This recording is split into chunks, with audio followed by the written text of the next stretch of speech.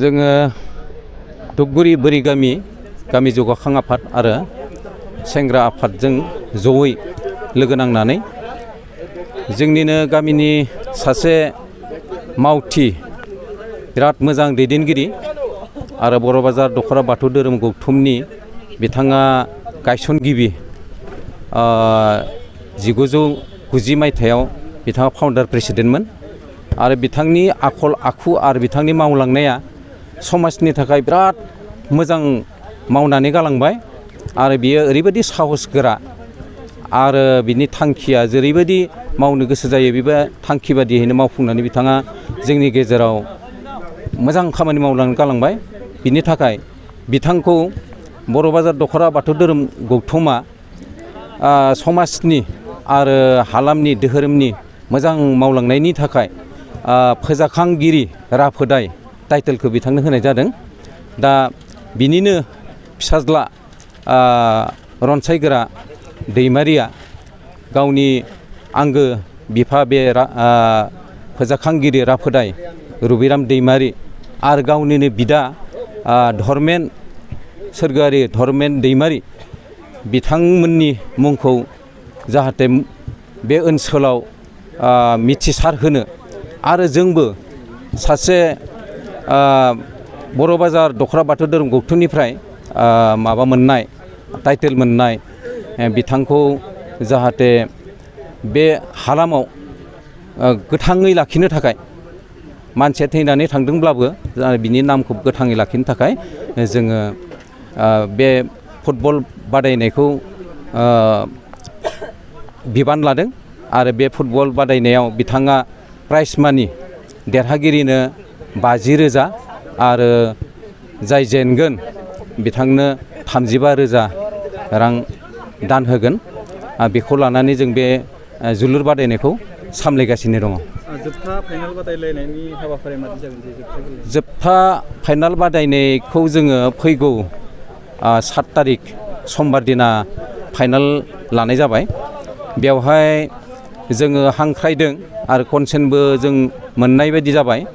बिथां बिटिआरनि चिफ प्रमद बर' बिथांखौ खावलायदों आरो रौता हालामनिनो बा 14 नं रौता कन्स्टिटिउसननि EM बिथां निलुत स्वर्गियारि बिथांखौ जों खावलायदों। बिथाङा थागोन आरो बिनि गेजेरजों हालामनि बायदि बायदि आफादफोरनि बिबानगिरि बिथांमोनखौबो जों खावलायदों आरो बेवहायनो जोङो 50 सुबुंनि मोसाखावरि क्रिस्टि हान्जा बिथांमोनखौबो जों मोसानो खावलायदों आरो बेनिफ्राय माबानि धेकियाजुलि हालामनि बाटासिपुरनि बिथां लावदांगि ओनसोलनि उकिल दैमारि 10 थाखो फरायनाय गथ' बिथाङा मेथाइ खनफैगोन। बिथांखौबो जोङो कनसेन्ट लाबाय। बिथाङा फाइनालाव फैगोन, फैनानै बेवहाय मेथाइ खननानै दिन्थिगोन। बेवहाय गासै 17ता मोन 17 हान्जाया बाहागो लादों। दा बे जोबथा बादायलायनायाव मा हान्जा सहैनो हादों?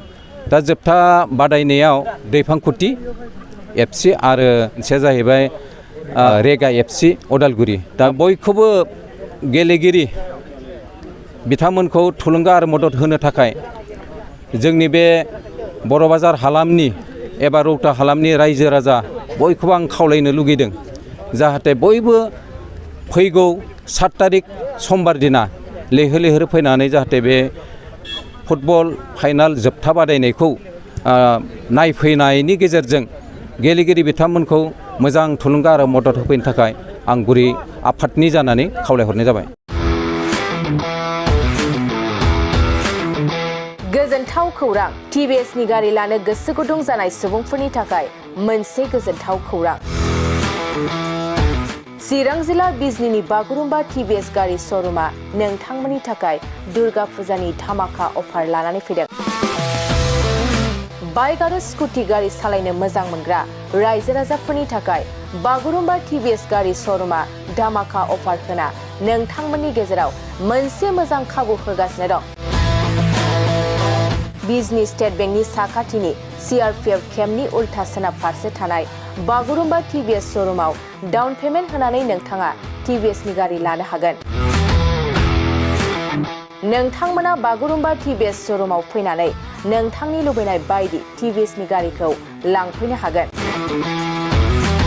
TVSनि गारि सालायनो मोजां मोनग्रा रायजो राजाफोरनि थाखाय बागुरुम्बा TVS श'रुमा बेनि अनगायैबो गोबां मोजां अफार लाबोदों। बेफोर अफारफ्रानो जाबाय जेरै गंनै हेलमेट फ्रि, फुल टिंकि पेट्रल फ्रि एसर गिफ्ट आरो TVS कम्पानिनि गासैबो मडेलनि एक्सचेन्जनि खाबुआ एभेलेबल जागोन। आरोबाव गुबुन मोनसे मोजां खाबुआ जादों फाइनान्स लागिरिफ्रा डाउन पेमेन्ट होनानै खम बेसेनाव TVS कम्पानिनि गारिखौ लानो हागोन। लोगोसे आबुङै मिन्थिनो आरो बुकिं खालामनो थाखाय 7002132259 एबा 8638131734 जानबुं नम्बराव कल खालामना खौरां लानो हागोन।